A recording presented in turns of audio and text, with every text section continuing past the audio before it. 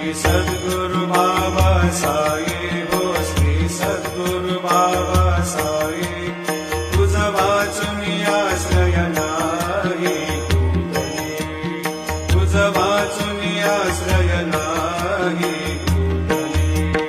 मी पापी पतित धीमंत हो मी पापी पतित धीमंत कारणे मला गुरुनाथा शरणई कारणे मला